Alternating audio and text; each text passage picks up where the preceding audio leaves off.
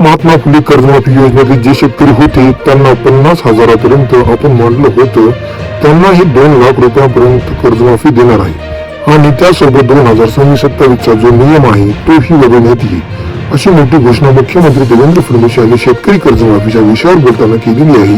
मुख्यमंत्री अंतिम आठवडा प्रस्तावाला उत्तर देताना विधानसभेत बोलले होते. मुख्यमंत्री म्हणाले, आपल्याला शेतकऱ्यांना कर्जमाफी द्यायचीच आहे, पण सोबत बँकिंग व्यवस्थेला काही शिस्त लावणे ही देखील गरजेचं आहे. मी तुम्हाला पुन्हा सांगतो की आपण बघितलं तर आम्ही 2017 मध्ये छत्रपती शिवाजी महाराज सन्मान योजना केली, ज्यांच्यामध्ये जवळपास 44 लाख शेतकऱ्यांना आपण मदत केली. त्यात 24 लाख शेतकऱ्यांना कर्जमाफीची योजना होती. 2017 मध्ये लाभ मिळालेल्या शेतकऱ्यांना 2019 मध्ये वगळण्यात आले होते. 4.27 लाख शेतकऱ्यांनी एकविरा समझोता केला. 18,49,000 शेतकऱ्यांना आपण प्रोत्साहनपर पैसे दिले. मग जेव्हा महात्मा फुले शेतकरी कर्जमुक्ती योजना आली तेव्हा रोहित पवारजी, आपली माहिती चुकीची आहे. 2017 मध्ये लाभ मिळालेल्या शेतकऱ्यांना 2019च्या कर्जमाफी योजनेतून वगळण्यात आली, त्यांना लाभ मिळालेला नाही, अशी माहिती मुख्यमंत्री देवेंद्र फडणवीस यांनी विधानसभेत दिलेली आहे. 2008 साली देशात कर्जमाफी झाली, त्यानंतर 2009 मध्ये आपण महाराष्ट्रामध्ये आणली. त्यावेळी 2008च्या कर्जमाफी ज्यांचा समावेश होता त्यांना वगळण्यात आले. इतरांना आपण 20,000पर्यंत मदत केली. 34 लाख शेतकऱ्यांना 4,000 कोटी रुपये आपण शेतकऱ्यांना दिले होते. हे काही पहिल्यांदा झालेले नाही. प्रत्येक वेळी नगदची कर्जमाफी जी योजना आहे त्यात कर्जमाफी पात्र ठरली आणि लाभ मिळाला त्यांना वगळण्यात आले आहे, असे मुख्यमंत्री देवेंद्र फडणवीस म्हणाले. ही कर्जमाफी योजना सर्वात मोठी आहे.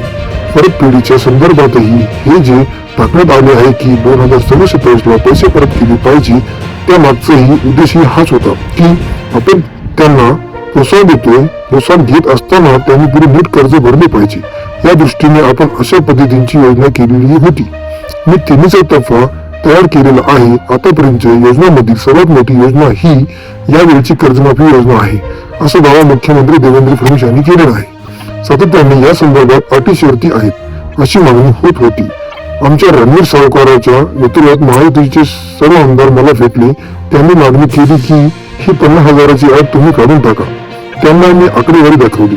त्यांना सांगितले की अट काढल्याने आमच्यावर 3-4 हजार कोटीचा भुर्दंड येईल, फार नाही 5,000 कोटीचा येईल, पण स्थितीचा भाग म्हणून ही आणली आहे, असे त्यांनी विधानसभेत सांगितले.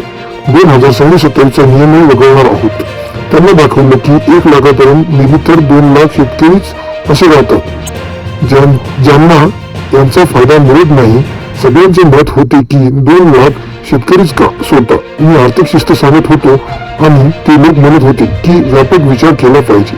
शेवटी लोकशाही आहे, त्यांचा व्यापक विचार मी मान्य केला. महात्मा फुले कर्जमाफी योजनेतील शेतकरी ज्यांना 50,000पर्यंत मांडले होते त्यांना 2 लाखापर्यंत कर्जमाफी मिळणार आहे आणि 26-27चा जो नियम आहे तोही वगळण्यात आलेला आहे.